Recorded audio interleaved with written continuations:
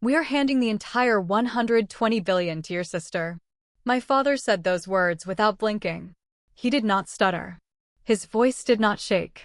He sat at the head of the long, custom-built glass table in our downtown Boston boardroom, his hands folded neatly over a pristine leather folder. The air conditioning hummed above us, a low, steady drone that seemed to vibrate right through my teeth. The city skyline outside the floor-to-ceiling windows looked like a painting, completely disconnected from the reality shattering inside this room. Get out. You are erased. I gazed at him in shock. My lungs forgot how to pull in air. The man who had raised me, the man who had watched me sacrifice my entire 20s to build the very foundation of his corporate empire, was looking at me like I was a smudge on his expensive window. He did not look at me like a daughter. He looked at me like a liability. Beside him, my mother, Rowena, let out a soft, condescending chuckle. She reached up with a perfectly manicured hand to adjust her designer silk scarf, shaking her head as if I were a toddler throwing a tantrum over a toy. And then there was Freya, my younger sister.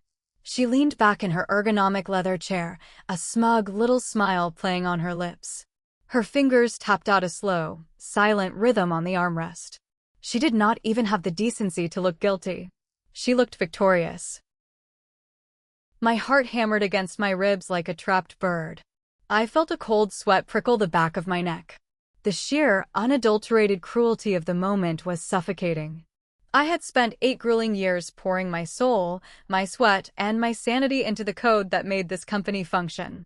I had skipped holidays. I had worked through sickness. And in one single breath, my father had just signed away my life's work to the daughter who did not even know how to write a basic command script. Have you ever sat in a room and watched your own flesh and blood divide the empire you built, right in front of your face, while pretending you do not exist? Have you ever felt that specific, burning sting of betrayal from the people who were supposed to protect you? If you have, tell me about it in the comments below, because nobody should ever have to feel that kind of absolute isolation.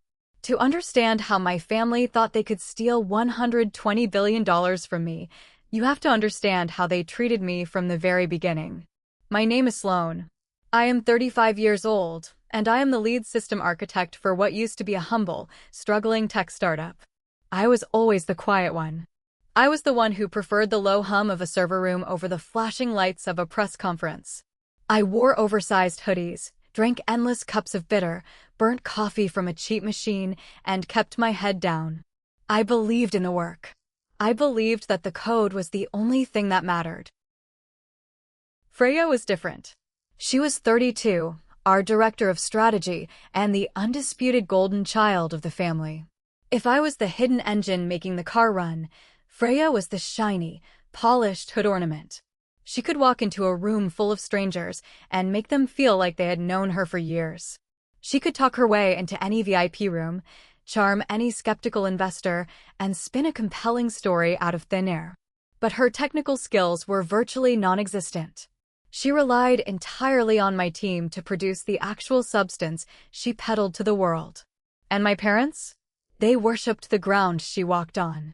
My father, Alden, was obsessed with legacy, power, and image.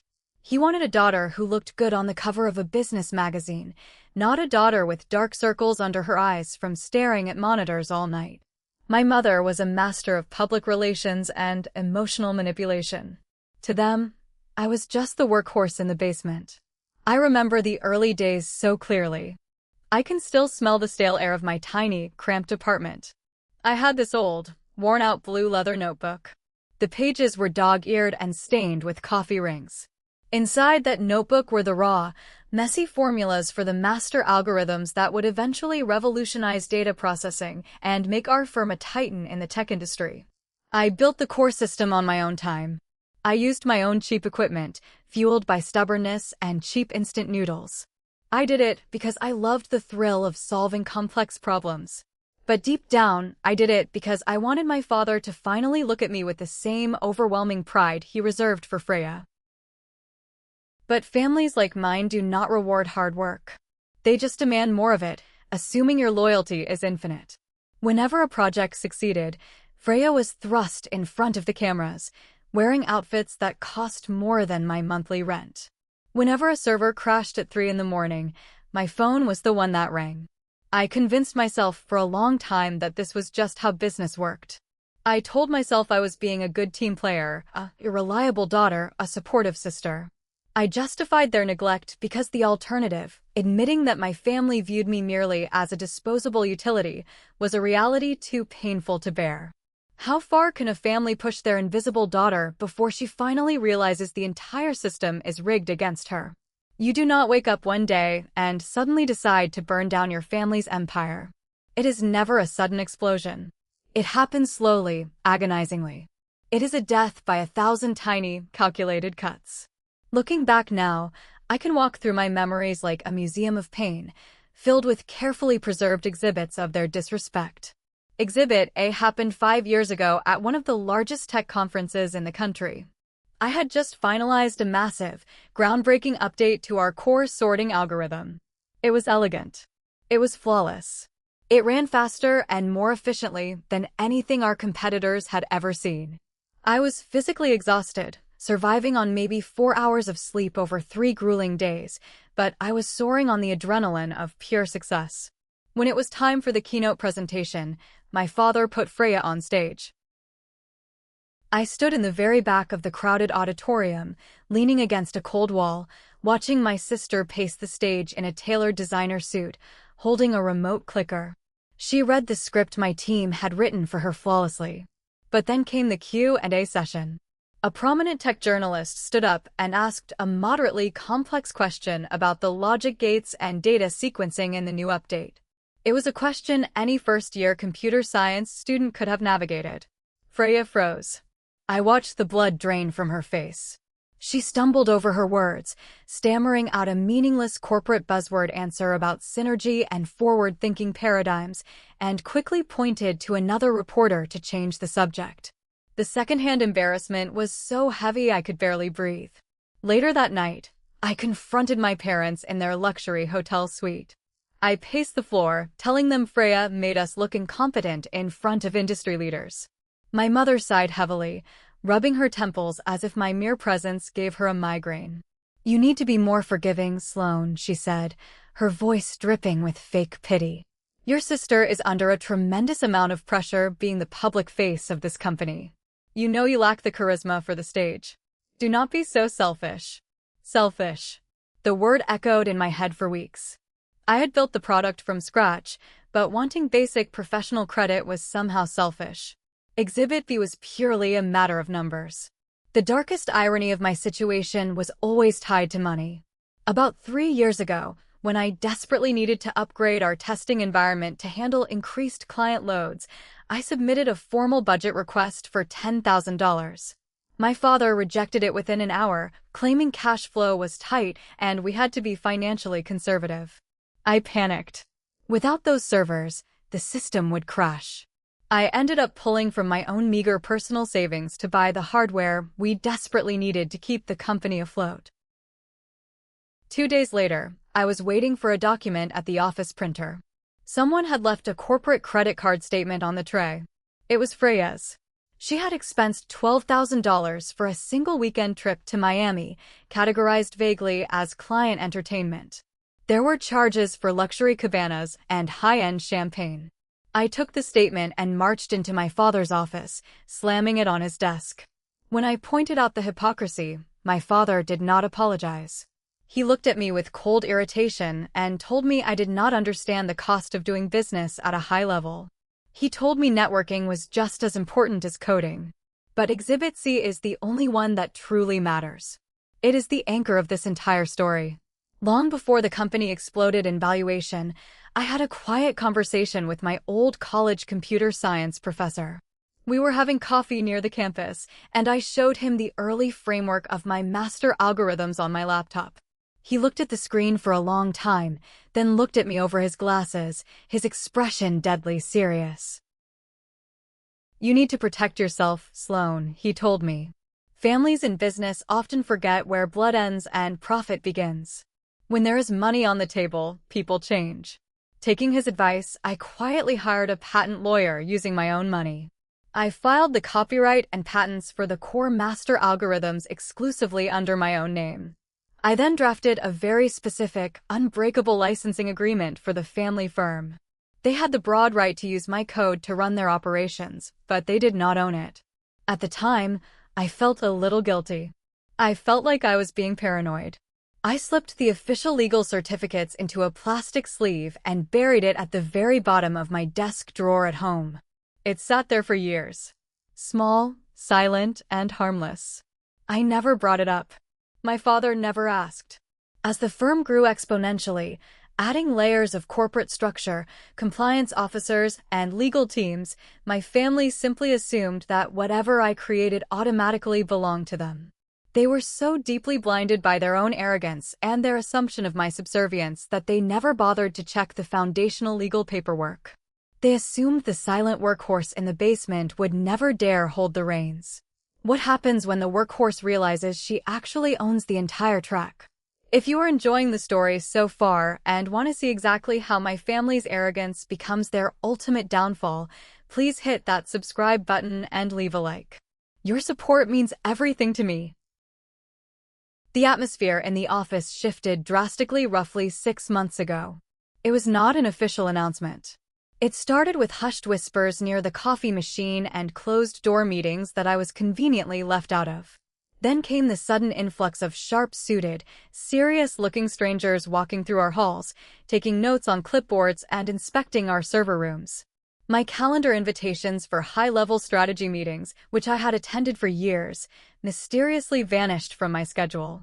When I asked Briar, our head of human resources, and my obnoxious older cousin about the sudden schedule changes, she gave me a tight, fake smile. The restructuring requires executive-level presence only, Sloan, she chirped, avoiding eye contact. You just focus on your coding. Then Gideon arrived. Gideon was the lead acquisitions representative for a massive global tech conglomerate. He was an older, fiercely intelligent man with sharp eyes who looked like he could spot a lie from a mile away. He did not care about flashy presentations. He cared about raw data and infrastructure. One Tuesday afternoon, Freya was giving Gideon and his team of analysts a guided tour of the engineering floor. I was deep into a complex debugging session, staring intensely at my dual monitors, completely oblivious to my surroundings until I heard Freya's signature, overly sweet laugh. She stopped right behind my chair. I did not turn around immediately, assuming she would introduce me as the lead system architect, the person who actually built the tech they were evaluating. Instead, she gestured vaguely toward my section with a dismissive wave of her hand. And this is where we handle the grunt work, Freya said smoothly, her voice echoing in the quiet room. This is Sloan. She is one of our data entry clerks. She helps keep the basic files organized for the real engineers. My hands froze on the keyboard. Data entry clerk. I slowly turned my chair to look at Gideon. He stood there in a sharp navy suit, raising one thick eyebrow. His analytical eyes darted from my multiple screens, which were currently filled with incredibly complex back-end code and algorithm structures, to Freya's perfectly powdered, smiling face. He did not say anything out loud, but I saw the gears turning in his head. He knew what data entry looked like, and he knew it did not look like this. Freya quickly ushered Gideon and his team away down the hall before I could open my mouth to speak. The humiliation burned hot and heavy in my chest. She was so deeply insecure, so absolutely terrified that Gideon might realize her sister was the actual brains behind the entire operation, that she had to publicly reduce me to a clerk. She had to erase my value to inflate her own. That Friday evening, my father invited me to a rare family dinner at his sprawling estate in the suburbs. The dining room felt cavernous and cold. The chandelier cast harsh light over the long mahogany table. My mother poured expensive wine, and my father cut into a steak with slow, surgical precision. He did not even look at me when he dropped the bomb that would change my life forever. We have a buyer, he said, his voice dripping with forced casualness, as if he were discussing the weather. They're offering $120 billion for the firm. I stopped breathing.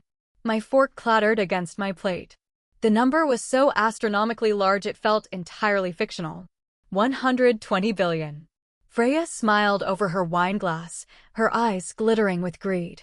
It is a historic deal, she chimed in, tossing her hair over her shoulder.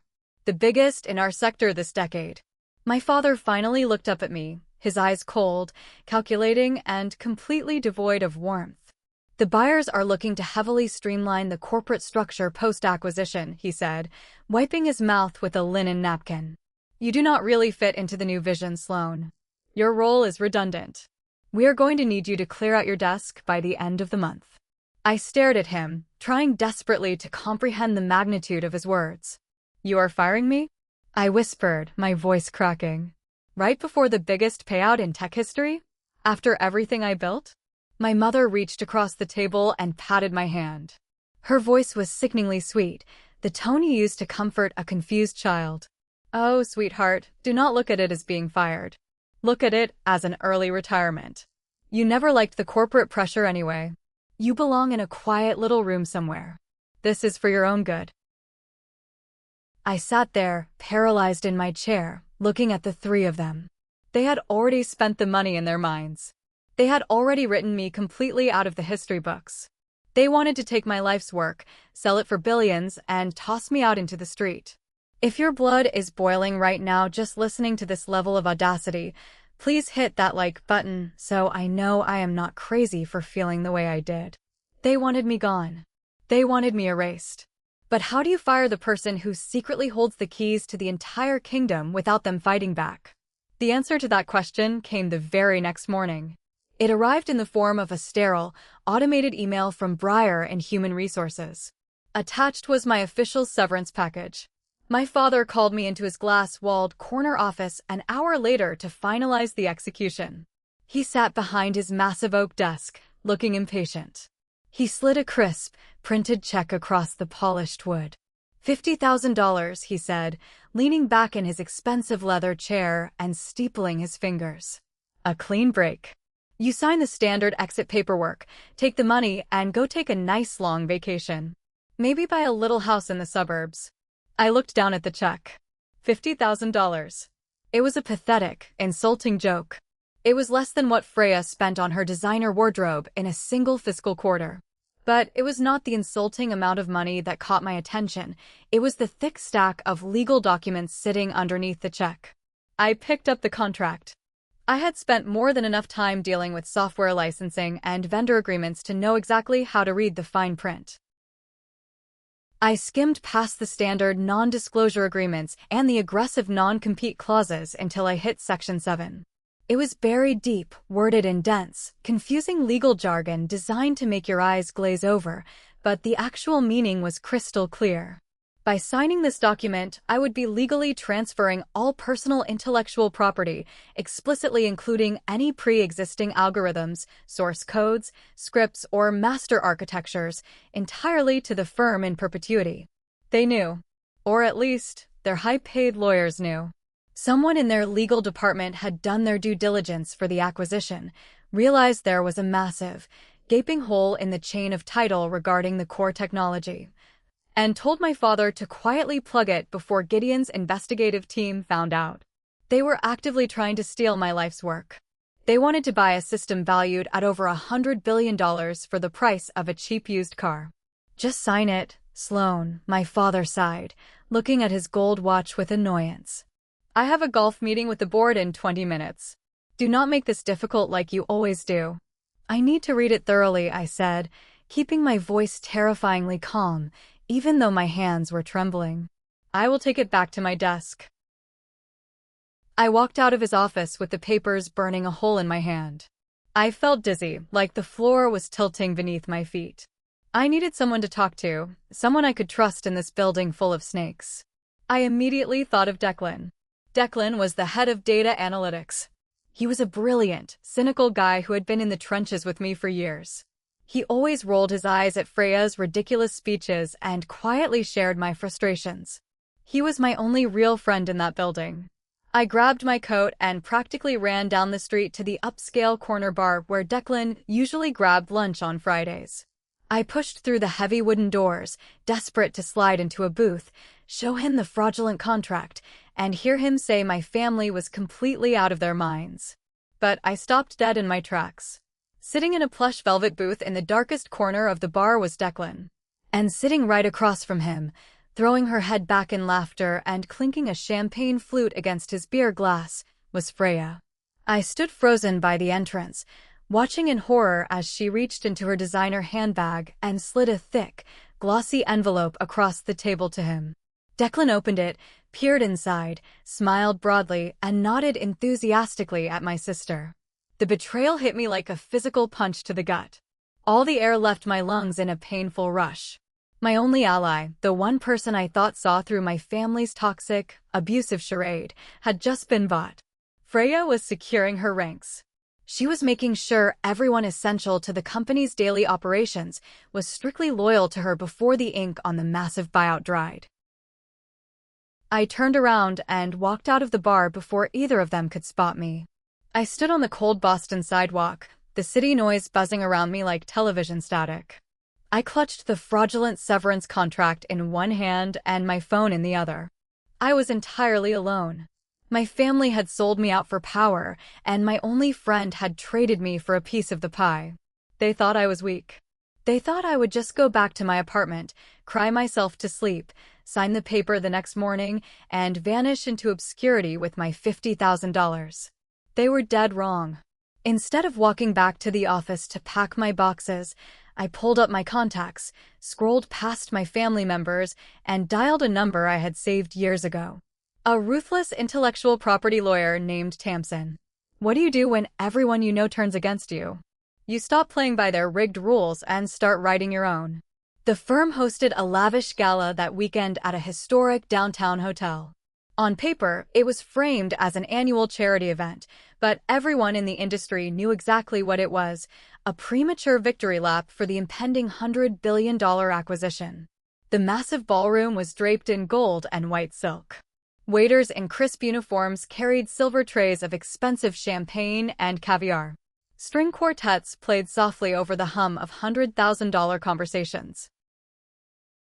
I was not supposed to be there. Breyer had conveniently forgotten to send me an invitation, hoping I would take the hint. But I showed up anyway. I wore a simple, sharp white button-down shirt and black tailored trousers, a stark, deliberate contrast to the sea of sequined gowns and expensive tuxedos. The moment I walked through the double doors, I felt the heavy weight of 100 stairs. My mother's whisper campaign had been brutally effective over the last 48 hours.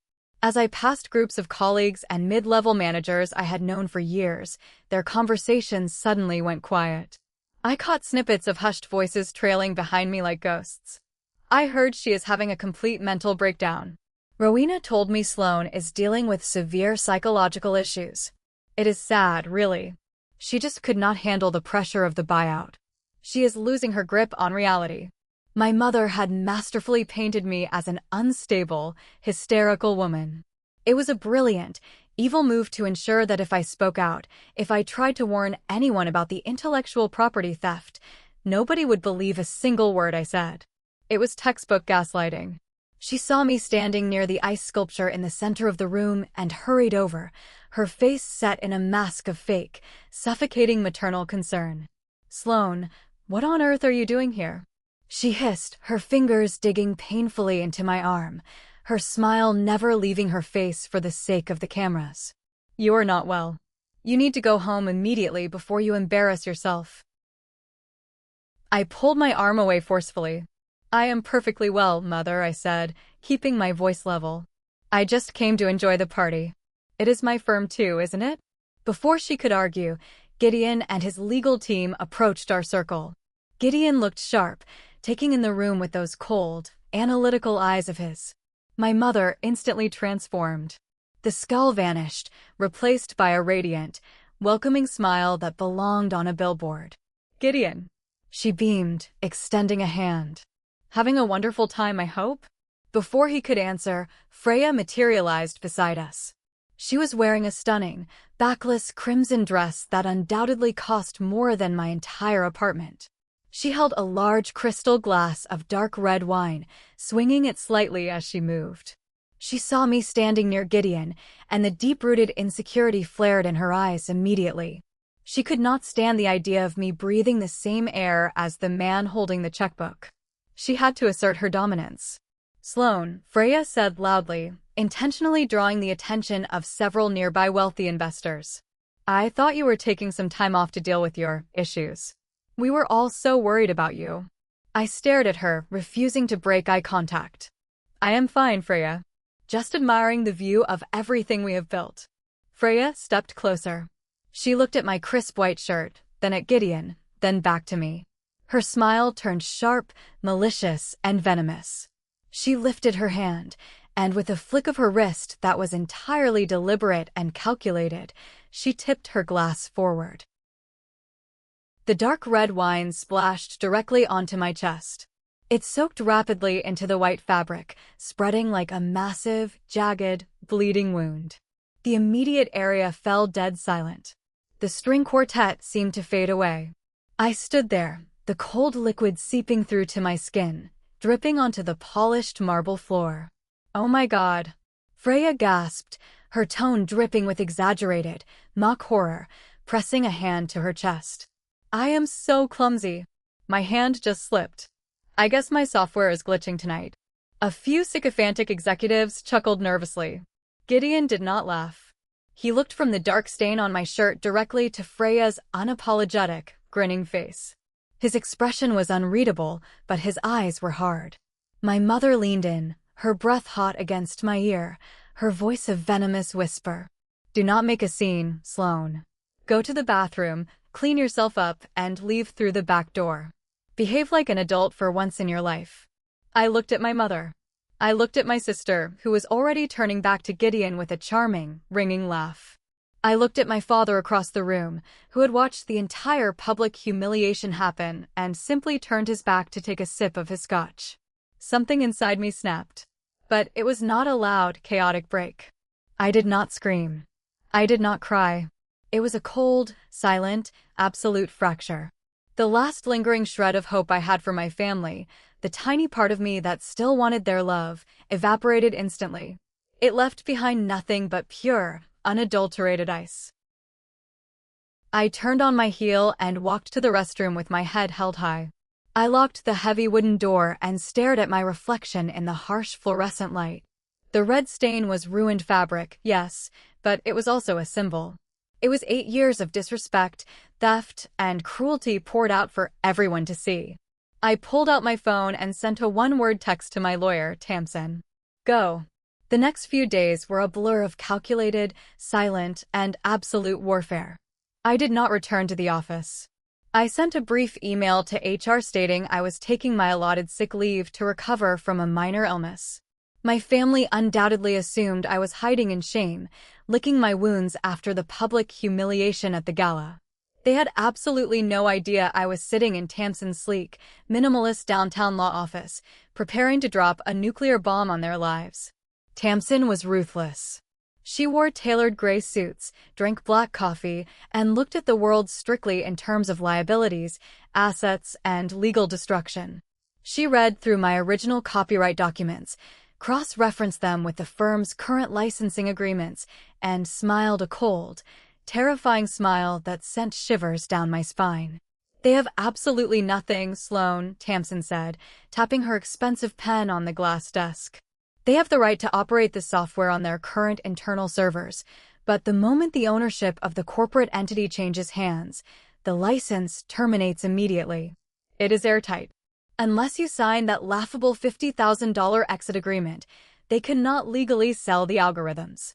And without the master algorithms, their $100 billion company is just a bunch of expensive office chairs and empty servers. We need to make sure they cannot lock me out of the system before the truth comes out," I said, my mind racing through the technical architecture of the network. "They will try to seize control of the code repository." That was when my phone buzzed on the table. It was a heavily encrypted message from an unknown number. The text read, "Check your mailbox. Do not trust the network." I drove back to my apartment building, my heart pounding against my ribs. I practically ran to the lobby. Inside my rusty metal mailbox was a small, unmarked black USB drive. I rushed upstairs, locked my door, and plugged it into my secure, offline laptop. The drive contained hundreds of internal emails, financial projections, and server logs. And there was a single video file. I clicked play. It was a recording from the bar. It was Declan. But the audio was crystal clear. "I will keep playing along with her," Declan's voice said over the ambient noise of the bar. He was speaking into a hidden microphone. "Freya thinks she bought my loyalty with this ridiculous bonus check. Let her think that. I am downloading the entire backend audit logs right now. When she tries to claim she wrote the system architecture to Gideon's technical team, we will have the time-stamped, undeniable proof that she does not even have administrative access to the repository." Tears pricked my eyes, blurring my vision. Declan had not betrayed me. He had gone deep undercover. He was a double agent, enduring Freya's insufferable company to gather the exact ammunition we needed to prove she was committing massive corporate fraud by misrepresenting the product to the buyers. Armed with Declan's irrefutable data, Tamsin and I worked through the night.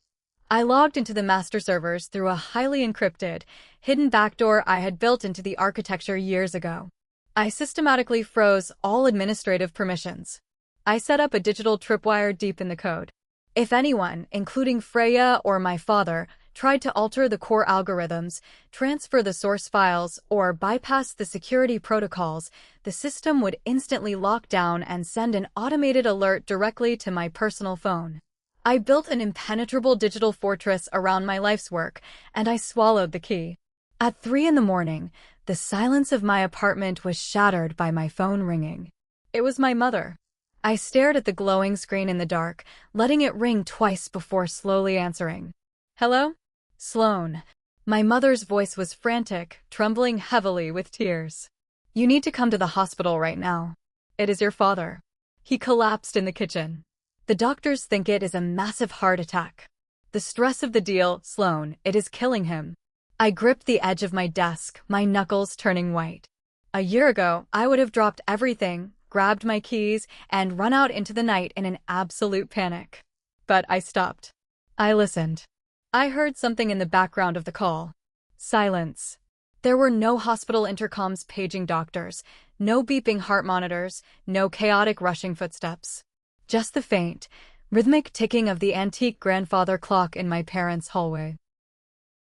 "He is asking for you," she cried, her voice cracking perfectly on cue. "He says he needs to know the company is safe before he goes into surgery. He needs you to log in right now and approve the data migration for the buyers so he can rest. Please, Sloan.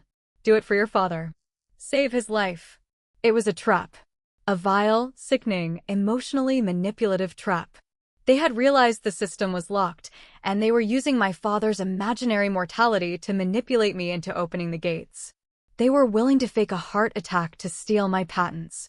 "Put the doctor on the phone," I said, my voice flatter and colder than a dial tone. "What? Sloan, are you crazy? I do not have time for this. He is dying.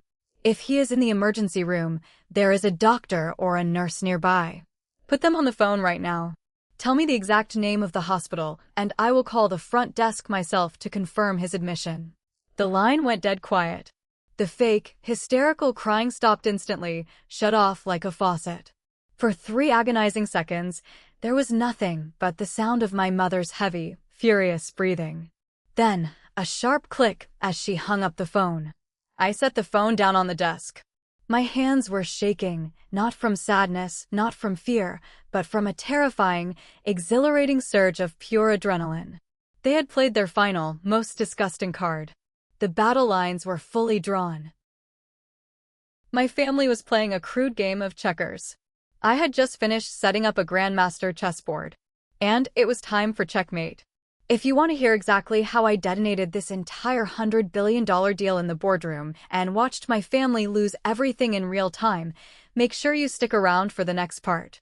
Do not forget to subscribe, leave a comment, and turn on notifications so you do not miss the absolute fallout. The morning after my mother's fabricated medical emergency, the silence from my family was deafening. They did not call back. They did not leave voicemails apologizing or explaining.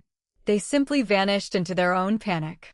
They had realized the digital fortress I built around the master algorithms was impenetrable, and their cheap emotional manipulation had failed spectacularly.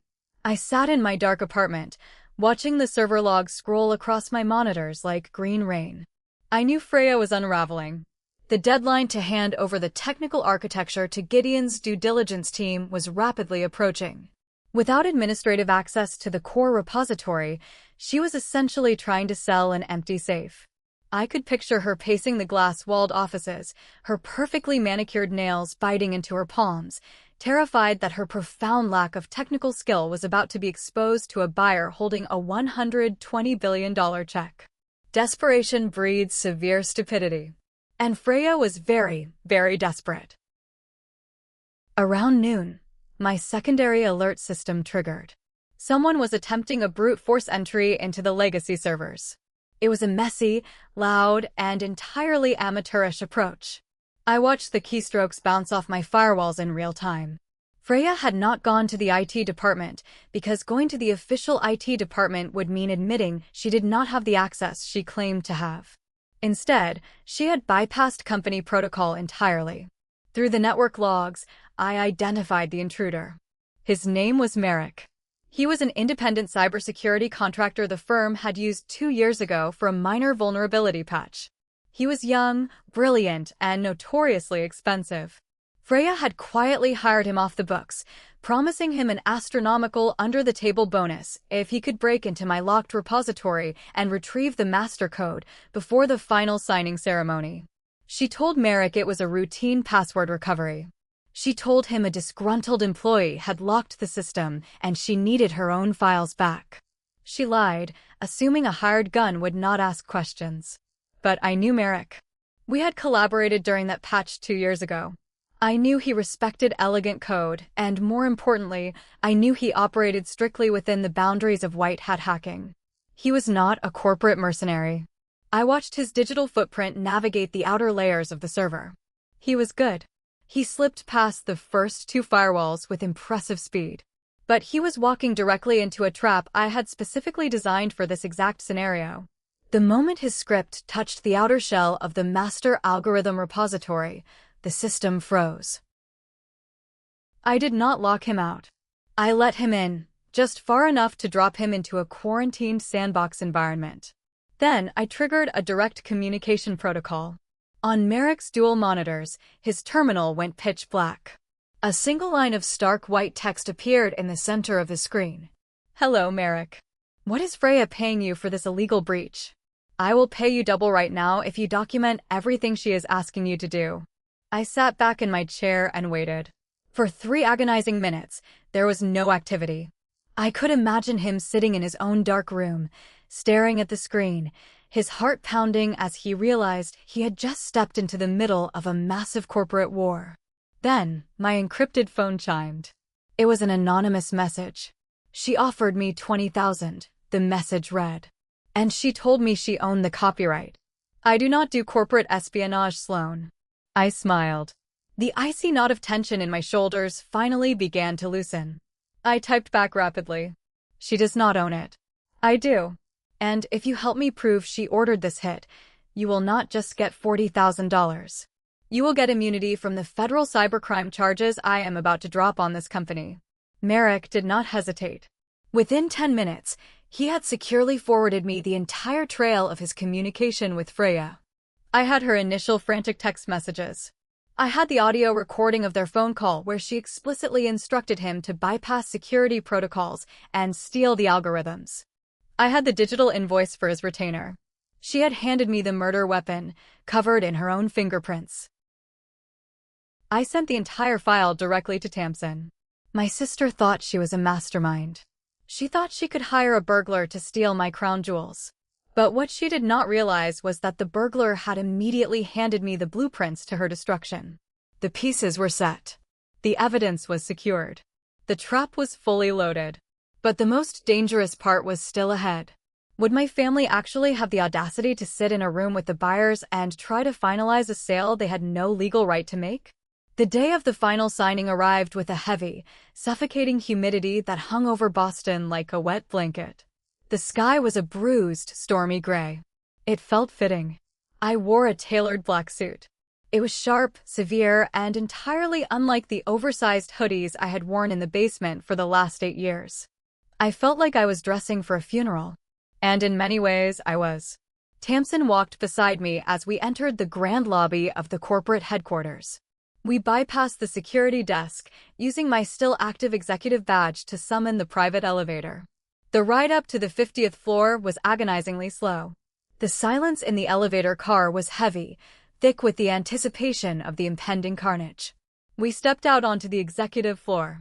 The thick carpet absorbed the sound of our footsteps. We approached the massive double doors of the primary boardroom. I did not knock. I placed my hands on the cool brass handles and pushed them open. The scene inside was exactly as I had pictured it. My father, Alden, sat at the head of the long glass table, radiating an aura of untouchable arrogance.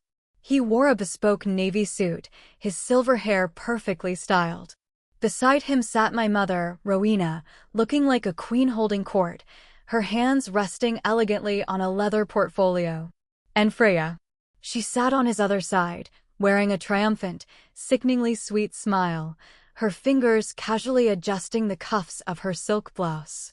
Across the table sat Gideon and 3 members of his high-powered legal team. They had thick stacks of contracts organized neatly in front of them. The atmosphere was one of celebration. They were moments away from signing a $120 billion transaction. When the heavy doors clicked shut behind me, every head in the room snapped in my direction. The silence that followed was so profound it physically hurt my ears. My father's face contorted from a look of polite business charm into a mask of pure, unfiltered rage. My mother's eyes widened in horror. Freya's triumphant smile slipped, replaced by a sudden, frantic panic. She looked at me, then looked at Gideon, terrified that I was going to ruin her performance. Tamsin pulled out a chair for me near the end of the table. We sat down. We did not say a single word. Gideon frowned, looking confused by the sudden shift in the room's energy. "Is there a problem, Alden?" he asked, his deep voice breaking the silence. I was under the impression this was a closed executive session. My father recovered quickly. He forced a tight, fake smile and looked at Gideon. "No problem at all, Gideon. Just a minor internal housekeeping issue. My daughter was just leaving." He turned his gaze to me. His eyes were dead, entirely devoid of any paternal affection. He looked at me the way you look at a stray dog that has wandered into a 5-star restaurant. He leaned forward, resting his forearms on the table, and spoke the words that would ignite the final explosion. "We are handing the entire $120 billion to your sister," my father declared, his voice cold and steady, echoing against the glass walls. "Get out. You are erased." I gazed at him in shock. Even knowing everything I knew, hearing him say it out loud, in front of a room full of strangers, was a visceral blow. He was publicly disowning me to protect his fortune. Beside him, my mother let out that same soft, condescending chuckle. Freya adjusted her posture, looking down her nose at me. I took a slow, deep breath, letting the icy calm wash over the remaining embers of my broken heart. I leaned forward, mirroring my father's posture, and looked directly into his eyes. "So, you sold the firm without my algorithms?" I asked. My voice did not shake. It cut through the room like a scalpel. My mother rolled her eyes and laughed out loud. "We sold our business, Sloan. Now please, stop embarrassing yourself and leave before security escorts you out." Across the table, the rhythmic scratch of Gideon's pen against paper suddenly stopped. The entire legal team from the buying side froze. Gideon slowly closed the thick leather folder in front of him. He did not look at my father. He did not look at Freya. He looked directly at me. He placed his hands flat on the glass table and slowly stood up. The massive chair squeaked against the hardwood floor. "Actually," Gideon said, his voice dropping an octave, carrying the weight of a judge about to deliver a sentence. The air in the room suddenly grew incredibly thin. My father's confident posture faltered. What was about to happen when the buyer realized he was purchasing a hollow shell from a family of thieves? "Actually," Gideon repeated, looking directly at my father, "this transaction has not closed. And as of this morning, It appears we have a catastrophic ownership problem. My father's face flushed a deep, angry crimson. He shot up from his chair. What are you talking about, Gideon? We have gone through months of due diligence. The assets are clean. The infrastructure is solid. This is just a pathetic family dispute. Sloane is deeply unwell. She is having a psychological episode. He gestured wildly toward me, trying to spin the narrative, trying to use my mother's sick rumors as a shield. But Gideon raised a hand, silencing him instantly. Tamsin did not wait for an invitation. She stood up, opened her sleek briefcase, and placed a single, thick document right in the center of the glass table. It was the original copyright and licensing agreement. The seal was bright and undeniable. My client, Sloane, owns the exclusive intellectual property rights to the master algorithms that run your entire operational framework, Tamsin said, her voice crisp and authoritative. The firm currently operates under a conditional use license. That license explicitly prohibits the transfer of the software to any purchasing entity in the event of an acquisition, unless written, notarized consent is provided by the owner. Gideon's lead attorney leaned over, adjusted his glasses, and read the highlighted paragraph. He looked up at Gideon and nodded once. My father stared at the document as if it were a venomous snake. His mouth opened, but no words came out. Freya, however, could not contain herself. That is a lie, Freya screamed, her voice shrill and echoing off the walls. She slammed her hands on the table.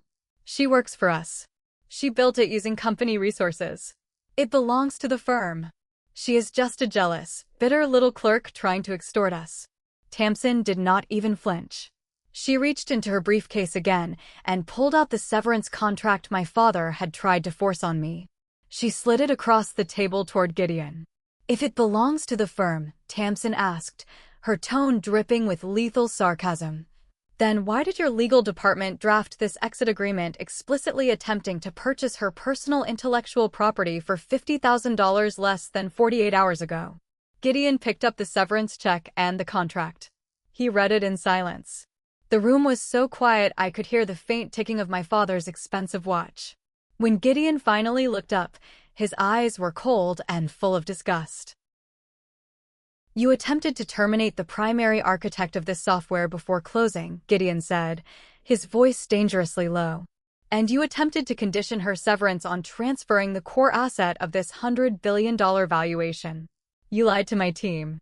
You lied to my board. We were protecting the deal. My father shouted, panic finally bleeding into his arrogant facade. We were cleaning up loose ends. It gets worse, I said, finally speaking up. I looked at Freya. She was pale, breathing heavily, staring at me with pure hatred. I did not feel angry anymore. I felt nothing but pity for the pathetic creature she was. Tamsin placed the final piece of evidence on the table. A printed transcript of the text messages, along with the digital invoice. After I refused to sign away my life's work, I said, looking straight at Gideon, my sister hired an outside cybersecurity contractor named Merrick to illegally breach my locked repository and steal the source code to present to your due diligence team. Freya gasped, taking a stumbling step backward. Her chair crashed to the floor. How did you get that? She stammered, her hands flying to her mouth. Because Merrick is a professional, I said coldly. And unlike you, he actually knows how software works. My father turned to Freya, his eyes wide with horror. You hired a hacker? He roared, the realization of the massive federal crime hitting him like a freight train. You created a criminal liability inside a $100 billion acquisition? I had to. Freya shrieked, tears of sheer panic streaming down her face. She locked the system. I had to get the code for Gideon. I was saving the deal. Gideon reached into the inside pocket of his suit jacket. He pulled out a small, sleek black device and set it gently on the table. It was a digital audio recorder. A tiny red light blinked steadily on its surface. I have been recording this entire meeting for our internal legal compliance, Gideon said. He looked at his attorneys. We are done here. Pack your things. My mother let out a strangled cry. Gideon, please. Let us explain. We can fix this. We can restructure. Gideon ignored her. He looked at my father with utter contempt. You do not have a product to sell, Alden. You have a hollow shell built on stolen labor and criminal espionage. The closing conditions have failed entirely. The acquisition is formally terminated. Expect to hear from our litigation department regarding the fraudulent misrepresentation of your assets. With that, Gideon turned around and walked out of the boardroom, his legal team trailing silently behind him. The heavy doors clicked shut, and the empire officially collapsed. What happens to a family when $100 billion vanishes into thin air in less than 5 minutes? The immediate aftermath in that boardroom was something I will never forget. For a long, agonizing minute, nobody moved. The air was thick and heavy, suffocatingly dense with the realization of what had just occurred. My father stood frozen at the head of the table. He stared at the empty space where Gideon had been standing just seconds ago. Slowly, the color drained completely from his face, leaving him looking like a wax figure. His breathing became shallow and ragged. He reached out with a trembling hand, grabbing the edge of the glass table so hard his knuckles turned bone white. He slumped backward into his chair, his chest heaving, his eyes wide and vacant. He looked 20 years older. My mother, Rowena, abandoned all her pristine, carefully crafted poise. She rushed to his side, her hands fluttering uselessly over his shoulders. Alden? Alden, look at me, she pleaded, her voice cracking. But he did not look at her. He stared blankly at the wall, trapped in the crushing weight of his monumental failure. And Freya, the golden child. She was on the floor, kneeling beside the chair she had knocked over. Her perfect hair was a mess. Mascara ran down her cheeks in dark, ugly streaks. She was sobbing uncontrollably, gasping for air, clutching her stomach as if she had been physically gutted. You ruined it. Freya screamed at me, her voice hoarse and raw. She pointed a shaking finger in my direction. You ruined our family. You destroyed everything. I stood up slowly, smoothing the front of my jacket. I looked down at her. No, Freya, I said, my voice eerily calm. You destroyed it. I just stopped letting you use me as the foundation. I turned and walked out of the boardroom with Tamsin. I did not look back. I walked through the plush, carpeted hallways of the executive floor, rode the elevator down to the lobby, and stepped out into the humid Boston air. For the first time in 8 years, I felt incredibly, wonderfully light. The fallout over the next few weeks was catastrophic and highly public. There was no quiet, dignified exit for my family. The explosion was deafening. First, Gideon's conglomerate formally filed a massive lawsuit against the firm for breach of contract and fraudulent misrepresentation. They demanded millions in damages just to cover the costs of their wasted due diligence. Once the news of the canceled $100 billion acquisition hit the financial wires, the firm's valuation plummeted overnight. The stock tanked. Investors who had been popping champagne days earlier violently pulled their funding. The massive, leveraged loans my father had taken out against the expected windfall suddenly came due. Within a month, the board of directors convened an emergency meeting and forcefully demanded my father's immediate resignation. Alden was stripped of his CEO title, escorted out of the building he had built by the same security guards he used to command. Freya's fate was even worse. The digital trail Merrick provided was undeniable evidence of corporate espionage and unauthorized network tampering. The board fired her for cause, denying her any severance. The story leaked to the tech blogs. She became a pariah in the industry overnight. Her carefully curated social media presence went dark. No reputable company would ever hire a strategy director caught attempting a cybercrime against her own firm. My mother tried desperately to control the narrative. She called in favors, reached out to journalists, and tried to spin the story. She tried to say it was a misunderstanding, a minor technical glitch. But legal documents are stubborn, unyielding things. The patents were public record. The lawsuit was public record. People stopped repeating her vicious rumors about my mental health. The narrative shifted aggressively. Sloan was crazy became Sloan protected her stolen property. Sloan was difficult became Sloan refused to be extorted for $50,000. For the first time in her life, my mother could not edit the story. She could not manipulate the truth. The empire of sand they had built on my back had finally met the rising tide, and it was washed away completely. I stayed out of the media circus. I let Tamsin handle the aggressive legal threats my father initially tried to throw at me, which quickly fizzled out when he realized he had no money left to pay lawyers. I did not celebrate their ruin. I did not throw a party. I simply went back to my apartment, opened my laptop, and started writing new code. Because unlike them, I did not need an empire to give me value. I just needed my own mind. How do you rebuild your life when the dust finally settles and you are the only one left standing? A year passed. 12 months of silence, healing, and relentless work. I moved out of my small apartment and leased a bright, spacious industrial loft in the Innovation District. Declan, true to his word, had quit the family firm the day after the boardroom disaster. We teamed up. We started a new software architecture agency. We built it the right way. We were small, agile, and fiercely protective of our intellectual property. Every engineer we hired retained a percentage of the rights to the specific modules they developed. There were no golden children in our office. There was only the work and the respect that came with it. On a crisp Tuesday morning in October, my assistant buzzed my office line. "Sloan, you have a visitor in the conference room.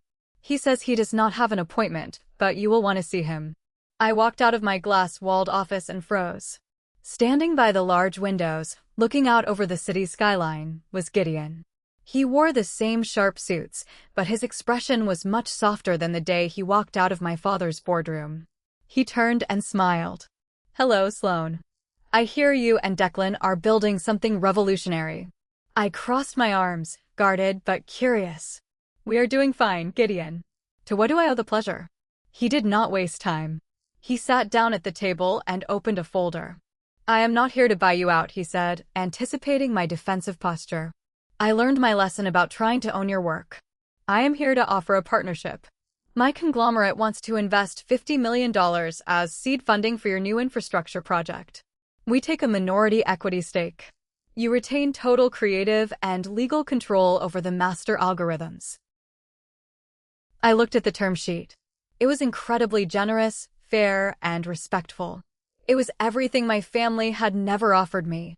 It was validation from the highest level of the industry. I picked up the pen and smiled. "Let us talk details," I said. That evening, we celebrated the partnership at the office. As I was cleaning up my desk, my personal phone buzzed. I looked at the screen. It was a text message from a number I had not seen in a year. It was Rowena, my mother. I stared at the glowing text, a heavy feeling settling in my stomach. "Sloan, please. I know you hate us. But your father's heart condition has worsened severely. The firm is bankrupt. We lost the house. We are drowning in medical debt and legal fees for Freya. She is facing potential jail time if we do not settle. Please, Sloan. You have so much now. We have nothing. Send us something. Anything. You are still our daughter." I sat in the quiet of my office, the city lights reflecting off the glass. A year ago, a message like that would have broken me. It would have sent me spiraling into guilt and obligation. But I was not that woman anymore. The invisible workhorse was dead. I did not reply to her text. Instead, I forwarded the message to my accountant with a single set of strict, emotionless instructions. Contact the hospital directly. Verify my father's outstanding medical bills for essential, life-saving treatments only. Pay the hospital directly from my personal account. Do not send a single cent of cash to my parents. Do not pay for Freya's legal defense. I set a hard, unbreakable boundary. I would not let my father die if I could prevent it, because I am not a monster. But I would never, ever fund their toxic lifestyle or rescue my sister from the consequences of her own malicious actions. When the accountant confirmed the hospital transfer, I opened my phone settings, went to my mother's contact, and hit block. I did the same for my father and Freya. I severed the cord permanently. I walked over to the window and looked out at the city. My reflection stared back at me. I looked tired, but I looked strong.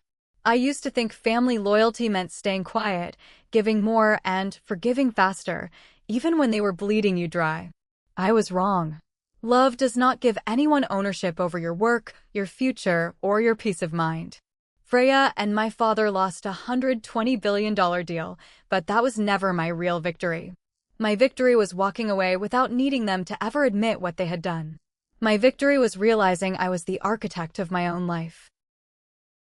Sometimes, the strongest boundary you can ever set is simply refusing to return to the place that broke you. I have completely cut off my family. I refused to save my sister from bankruptcy or prison, and I only paid my father's hospital bills directly without ever speaking to him again. Many people might say I was too cruel, too cold to my own flesh and blood. What do you think? Did I go too far, or did I give them exactly what they deserved? Let me know your thoughts in the comments below. Thank you so much for listening to my story.